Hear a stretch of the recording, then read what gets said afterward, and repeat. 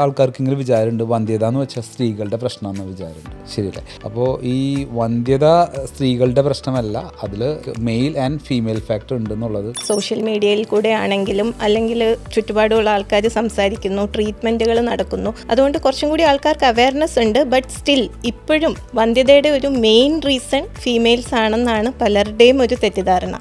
Mail factor treat ചെയ്യാനായിട്ടാണ് കുറച്ചുകൂടി എളുപ്പം എന്ന് തോന്നാറുണ്ട്. നമ്മൾ വെയിറ്റ് ചെയ്യുന്നതനുസരിച്ചിട്ട് ഇതൊരു ഡ്രാസ്റ്റിക് ഇംപ്രൂവ്മെന്റ് അല്ല, നമുക്ക് ട്രീറ്റ്മെന്റിന് യൂസ് ചെയ്യാൻ പറ്റുന്ന കുറച്ച് സ്പേംസ് എങ്കിലും നമുക്ക് ഇതുകൊണ്ട് റിട്രീവ് ചെയ്യാൻ പറ്റും എന്നുള്ളതാണ്. ഇത്തരം ക്രൈറ്റീരിയാസ് ഒക്കെ ഉണ്ട്. സെമൻ ടെസ്റ്റിൽ കൺസിസ്റ്റന്റ് അബ്നോർമാലിറ്റി ഉണ്ട്.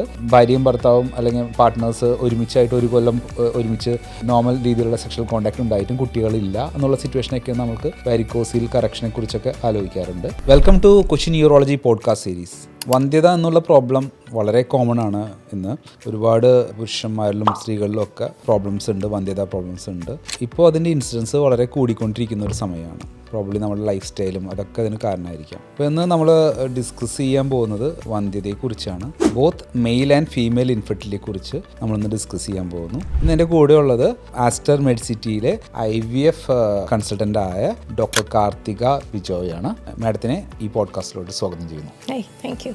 ഡോക്ടർ കാർത്തിക, നമ്മൾ ഈ വന്ധ്യതയെക്കുറിച്ച് പറയാനുള്ള പലർക്കും പല മിഥ്യാധാരണകളുണ്ട്. ഇപ്പോൾ കുറേ ചേഞ്ചുകൾ വന്നിട്ടുണ്ട്. എന്നാലും കുറേ ആൾക്കാർക്ക് ഇങ്ങനെ വിചാരമുണ്ട് വന്ധ്യത എന്ന് വെച്ചാൽ സ്ത്രീകളുടെ പ്രശ്നമെന്ന് വിചാരമുണ്ട്. ശരിയല്ലേ? അപ്പോൾ ഈ വന്ധ്യത സ്ത്രീകളുടെ പ്രശ്നമല്ല, അതിൽ like male and female factor ഉണ്ടെന്നുള്ളത് കുറേ ആൾക്കാർക്കെങ്കിലും അറിവില്ല. അതിനെക്കുറിച്ച് കാർത്തികയുടെ തോട്ട്സ് എന്താണ്? സത്യം പറയുകയാണെങ്കിൽ ഇപ്പോൾ ആക്ച്വലി കുറച്ചും കൂടി അവയർനെസ് ഉണ്ട്. സോഷ്യൽ മീഡിയയിൽ കൂടെ ആണെങ്കിലും അല്ലെങ്കിൽ ചുറ്റുപാടുള്ള ആൾക്കാർ സംസാരിക്കുന്നു, ട്രീറ്റ്മെൻറ്റുകൾ നടക്കുന്നു. അതുകൊണ്ട് കുറച്ചും കൂടി ആൾക്കാർക്ക് അവയർനെസ് ഉണ്ട്. ബട്ട് സ്റ്റിൽ ഇപ്പോഴും വന്ധ്യതയുടെ ഒരു മെയിൻ റീസൺ ഫീമെയിൽസ് ആണെന്നാണ് പലരുടെയും ഒരു തെറ്റിദ്ധാരണ. പോപ്പിയിൽ വരുമ്പോൾ തന്നെ ഫീമെയിൽസിനെ ആയിരിക്കും എല്ലാവരും ആദ്യം ഫീമെയിൽ വരും, പിന്നെ നമ്മൾ ഹസ്ബൻഡ് എവിടെയാണെന്ന് ചോദിച്ചാലായിരിക്കും ചിലപ്പം ഹസ്ബൻഡ് വരിക. പിന്നെ പറയാ ഡോക്ടർ എന്നാലും എന്നെ ഒന്ന് ആദ്യം ടെസ്റ്റ് ചെയ്യും. മെയിൽ ഫാക്ടർ ട്രീറ്റ് ചെയ്യാനാണ് കുറച്ചുകൂടി എളുപ്പം തോന്നിയിട്ടുണ്ടോ? അത് ഡോക്ടർ പറയേണ്ട കാര്യമാണ്. മെയിൽ ഫാക്ടർ ആണോ? മെയിൽ ഫാക്ടർ ട്രീറ്റ് ചെയ്യാനായിട്ടാണ് കുറച്ചുകൂടി എളുപ്പം എന്ന് തോന്നാറുണ്ട്. ഫോർ എക്സാമ്പിൾ, സ്ത്രീകളിൽ ഓവത്തിൻ്റെ റിസർവ് ഒരു 40 years ഒക്കെ കഴിയുമ്പോഴേക്കും വളരെ കുറയാറുണ്ട്. പക്ഷേ ലൈക്ക് മെയിൽസിന് കുറച്ചുകൂടി ഒരു 19 വയസ്സ് വരെയൊക്കെ നല്ല ക്വാളിറ്റിയുള്ള ശുക്ലാണുവിനെയൊക്കെ നമുക്ക് കിട്ടാൻ IVF ഒക്കെ ചെയ്യുമ്പോൾ കിട്ടാൻ ചാൻസ് ഉണ്ട് അല്ലേ? മെയിൽ ഫാക്ടർ ട്രീറ്റ് ചെയ്യാൻ കുറച്ചുകൂടി എളുപ്പമാണെന്ന് തോന്നുന്നു. അപ്പോൾ സത്യം പറഞ്ഞാൽ മെയിൽസിലുള്ള പ്രോബ്ലംസ് ട്രീറ്റ്മെൻറ്റ് കൊടുത്താൽ കുറച്ചുകൂടി ബെറ്റർ റിസൾട്ട് കിട്ടും എന്നും തോന്നുന്നുണ്ട്. ഈ മെയിൽസിന് നമുക്ക് ഇപ്പോൾ അവൈലബിൾ ആയിട്ട് ഇപ്പോൾ നമ്മളൊരു പേഷ്യൻ്റ് വരുന്നു, നമ്മൾ ഫസ്റ്റ് ചെയ്യുന്ന ഒരു ടെസ്റ്റ് ആണല്ലോ സെമൻ അനാലിസിസ് എന്ന് പറയുന്നത്. അതിലിപ്പോൾ നമ്മളൊരു ചെറിയ കൗണ്ട് കുറവ് അല്ലെങ്കിൽ മോട്ടിലിറ്റി കണ്ടാൽ ശരിക്കും എങ്ങനെയായിരിക്കും ഡോക്ടർ അങ്ങനെ ഒരു പേഷ്യൻറ്റിനെ അപ്രോച്ച് ചെയ്യുക? ഒരു പേഷ്യൻറ്റിന് കൗണ്ട് കുറവ് എന്നുള്ള കണ്ടാൽ ആദ്യത്തെ ഒരു കൗണ്ട് സെമൻ അനാലിസിസിൽ കൗണ്ട് കുറവാന്ന് വെച്ചാൽ നമ്മൾ അതിനെ കാര്യമായിട്ട് എടുക്കാറില്ല. ഈ ലാസ്റ്റ് അടുത്ത് വല്ല പനി ഉണ്ടായിരുന്നു, ഒരു പനി മാത്രം മതി ചിലപ്പോൾ കൗണ്ട് വളരെയധികം മോശമാവാനുണ്ട്. ഒരു നല്ലൊരു പനി, ഒരു 5-6 ദിവസം നിൽക്കുന്ന പനിയോ വൈറൽ ഫീവറൊക്കെ ഉണ്ടായിക്കുന്നതിന് കൗണ്ട് കുറയാറുണ്ട്. ആ സിറ്റുവേഷനിൽ നമ്മൾ ഇത്തരം കാര്യങ്ങൾ ചോദിക്കാം. നമ്മളിപ്പോൾ ലൈഫ് സ്റ്റൈലിൽ ഇപ്പോൾ ഉണ്ടായ എന്തെങ്കിലും സഡൻ ഇവൻറ്റ്, ഉറക്കമില്ലായ്മ ഉണ്ടോ, അടുത്തെങ്ങനെ ഒരു പനി വന്നിരുന്നോ എന്നൊക്കെ ചോദിക്കുക. അപ്പോൾ അങ്ങനെയുള്ള പ്രോബ്ലംസ് ഒന്നും ഇല്ലെങ്കിൽ തന്നെ നമുക്ക് ഒരു 1 month ശേഷം വീണ്ടും ഒരു റിപ്പീറ്റ് ആയിട്ട് സീമൻ അനാലിസിസ് ചെയ്യാവുന്നതാണ്. അപ്പോൾ 2 അനാലിസിസ് ചെയ്ത് അബ്നോർമാലിറ്റി കാണുകയാണെങ്കിൽ മാത്രമേ നമ്മളതൊരു ട്രീറ്റ്മെന്റിനെ കുറിച്ച് ആലോചിക്കാറുള്ളൂ. സെക്കൻഡ് തിങ്, നമ്മളിപ്പോൾ ഒരു സിമൻ ടെസ്റ്റിൽ പ്രോബ്ലം കാണുമ്പോൾ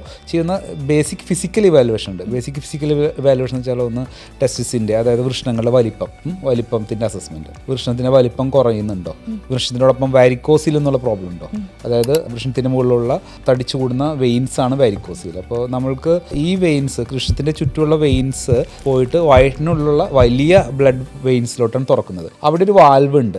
ആ വാൽവ് ഡിസ്ഫങ്ഷണൽ ആവുന്നു. വാൽവ് എന്താ ചെയ്യേണ്ടത്? Valve should hello only 1-way traffic. അപ്പോൾ അതിന് പകരം ആ വാൽവ് 2-way ട്രാഫിക് അലോ ചെയ്യണം. അതായത് വയറ്റിനുള്ളിലുള്ള ഹൈ പ്രഷറിലുള്ള വീനസ് ബ്ലഡ്, അതായത് ഓക്സിജൻ ഇല്ലാത്ത അശുദ്ധമായ രക്തം തിരിച്ച് ടെസ്റ്റിസിലോട്ട് ഇറങ്ങി വരുന്ന ഒരു പ്രോബ്ലം ഉണ്ട്. അതാണ് നമ്മൾ വാരിക്കോസിൽ എന്ന് പറയുന്നത്, അറിയാലോ. അപ്പോൾ ആ വാൽവിൻ്റെ ഡിസ്ഫങ്ഷൻ പോലെ വീനസ് റിഫ്ലക്സ്, ഈ അനോക്സിക് ബ്ലഡ് തിരിച്ച് ഇറങ്ങി വരുന്ന ഈ പ്രോബ്ലം കൊണ്ട് ടെസ്റ്റിസിന് നോർമൽ രീതിയിൽ പ്രവർത്തിക്കാൻ പറ്റാത്ത ഒരു സിറ്റുവേഷനാണ് വാരിക്കോസിൽ എന്നുള്ളത്. ജനറലി അതൊരു one of the commonest factors ആണ്. മെയിൽ ഫാക്ടർ ഇൻഫെർട്ടിലിറ്റിയുടെ ഒരു 40% കോസസ് ഡ്യൂ ടു വാരിക്കോസിൽ എന്ന് പറയും. അപ്പോൾ നമ്മൾ ആ വാരിക്കോസിലെ ഗ്രേഡ് അതൊക്കെ ഫിസിക്കലി നമ്മൾ ഇവാലുവേറ്റ് ചെയ്യും. പിന്നെ പറ്റുമെങ്കിൽ നമുക്ക് എന്തെങ്കിലും കൺഫ്യൂഷൻസ് ഒക്കെ ഉണ്ടെങ്കിൽ നമ്മൾ ഡോപ്ലർ ടെസ്റ്റും കൂടി എടുത്ത് നോക്കുന്നു.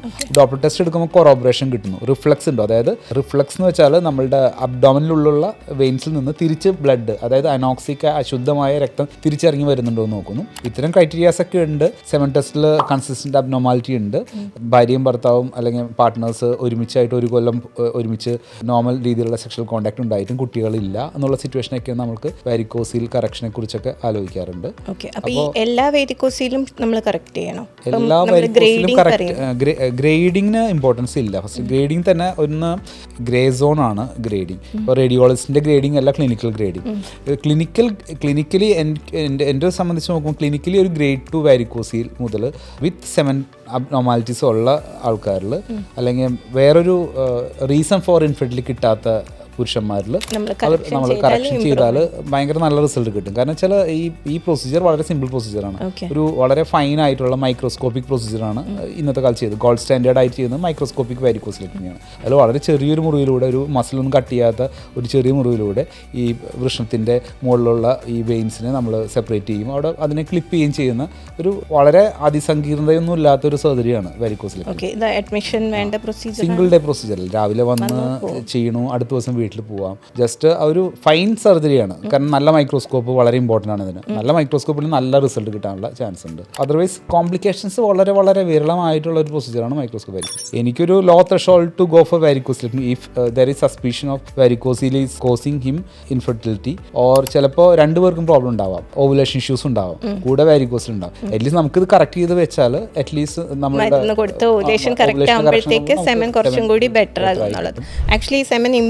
വരാൻ എത്ര സമയം എടുക്കും? ഒരു അപ്രോക്സിമേറ്റ്ലി 4th month മുതലാണ് ഇംപ്രൂവ്മെന്റ്സ് സ്റ്റാർട്ട് ചെയ്യുക. അതായത് വാരിക്കോസിലെക്ടമി ചെയ്ത് കഴിഞ്ഞ ഉടനെ നെക്സ്റ്റ് മന്ത് നോക്കിയാൽ ചിലപ്പോൾ കൗണ്ട് കുറച്ച് കൂടുതൽ കുറവായിരിക്കും. കാരണം ഡിസെക്ഷനും ഇതൊക്കെ വരുമ്പോൾ ഒരു ചെറിയ ട്രോമ വരുന്നുണ്ടല്ലോ. അപ്പോൾ ഒരു 4th month മുതൽ ജനറലി ഈ സിമൻ ടെസ്റ്റ് എടുത്ത് നോക്കിയാൽ നല്ല ബെറ്ററായി കാണാം. ഓക്കെ, അപ്പോൾ സൈമൾട്ടേനിയസ്ലി നമ്മൾ ഫീമെയിലിനെയും ഇവാലുവേറ്റ് ചെയ്തിട്ട് വേറെ എന്തെങ്കിലും പ്രോബ്ലംസ് ഉണ്ടെങ്കിൽ ഈ ഒരു ടൈമിൽ സ്ത്രീകളുടെയും നമുക്ക് കറക്റ്റ് ചെയ്യാനായിട്ട് ഐഡിയൽ ആയിട്ടുള്ള ഒരു സമയമാണ്. സോ അത് കറക്റ്റ് ചെയ്ത് വരുമ്പോഴത്തേക്ക് actually semen will improve and they can try for normal conception or IUI അങ്ങനത്തെ പ്രൊസീജിയർ. പ്രോപ്പർലി സെലക്ടഡ് പേഷ്യൻസിൽ ഈ പറയുന്നത് വെച്ചാൽ ഒരു male factor infertility due to varicocele proper selected ആയിട്ടുള്ള പേഷ്യൻസ് ആണെങ്കിൽ അറൗണ്ട് ഒരു 50 to 60% കപ്പിൾസിൽ നോർമൽ പ്രഗ്നൻസി സാധ്യമാണെന്ന് പറയുന്നത്.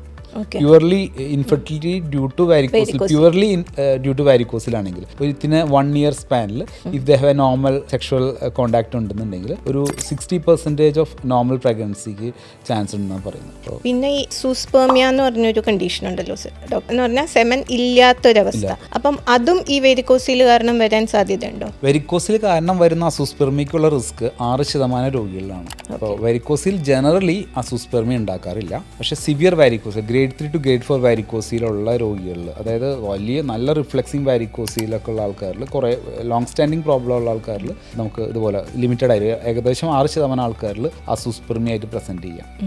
അതിൽ തന്നെ നമ്മൾ വാരിക്കോസിലെക്ടമി ചെയ്യുകയും കുറച്ച് ബൂസ്റ്റേഴ്സ്, അതായത് നമ്മൾ ഇതൊരു മൾട്ടി ഫാക്ടോറിയലാണ് ബേസിക്കലി. അവർ ആൻറ്റി ഓക്സിഡൻറ്റ് ഇഷ്യൂസും ഇതൊക്കെ എല്ലാം കറക്റ്റ് ചെയ്യുകയും ചെയ്താൽ ഒരു ഏകദേശം ഒരു 3 to 4 or 5% ആൾക്കാരിലെങ്കിലും return of sperm in semen കാണാറുണ്ട്. ഒരു വാരിക്കോസിൽ റിലേറ്റഡ് ആയിട്ടുള്ള അസൂസ്പെർമിയ ഉള്ള രോഗിയാണെന്ന് വരിക, അവർക്ക് പ്രോപ്പർ വാരിക്കോസിലെക്ടമി ചെയ്യുകയും ഒരു 6 മാസം ശേഷം നമ്മൾ അവർ ചെക്ക് ചെയ്ത് നോക്കുകയും ചെയ്താൽ ഏകദേശം ഈ ഒരു ശതമാനം ആൾക്കാരിൽ ഒരു 5 to 6% ആൾക്കാരിലെങ്കിലും നമുക്ക് റിട്ടേൺ ഓഫ് സ്പേംസ് ഇജാക്കുലേറ്റ് കിട്ടാം. ഒരു റയർ സ്പേംസ് ആയിരിക്കും അപ്പോൾ തന്നെ. പക്ഷേ അപ്പോൾ ഞാൻ എന്താ പറയാമെന്ന് ജോഗിൽ പറയാമെന്ന് വെച്ചാൽ ഇനി വെറുതെ അതും കാണിച്ച് നിൽക്കേണ്ട ആവശ്യമില്ല. നമുക്ക് സ്പേം ഇപ്പോൾ സെമനിൽ വന്നു തുടങ്ങിയിട്ടുണ്ട്, നമുക്ക് ഉടനെ തന്നെ IVF ചെയ്യാം. കാരണം നമുക്ക് ഈ പ്രായം കൂടുന്തോറും നമ്മളുടെ സ്ത്രീകളുടെ ഏജ് മോശമാവും, ഇവരുടെ ടെസ്റ്റ് ഫെർട്ടിലിറ്റി റേറ്റും താഴോട്ട് പോവുകയാണല്ലോ. അപ്പം ഈ സ്പേംസ് വന്നു കഴിഞ്ഞാൽ ഇനി ഇത് കൂടി അതൊരു നോർമൽ കൺസെപ്ഷനിൽ എത്തുക എന്നുള്ളൊരു കോൺസെപ്റ്റ് ആണ് വളരെ കുറവാണ്. അപ്പം നമ്മൾ അതും പേഷ്യൻറ്റിനോട് കറക്റ്റായിട്ട് കൗൺസിൽ ചെയ്ത് കൊടുക്കണം. അത് നമ്മൾ വെയിറ്റ് ചെയ്യുന്ന അനുസരിച്ചിട്ട് ഇതൊരു ഡ്രാസ്റ്റിക് ഇംപ്രൂവ്മെൻ്റ് അല്ല, നമുക്ക് ട്രീറ്റ്മെൻറ്റിന് യൂസ് ചെയ്യാൻ പറ്റുന്ന കുറച്ച് സ്പേംസ് എങ്കിലും നമുക്കിതുകൊണ്ട് റിട്രീവ് ചെയ്യാൻ പറ്റും എന്നുള്ളതാണ്. ഓക്കെ.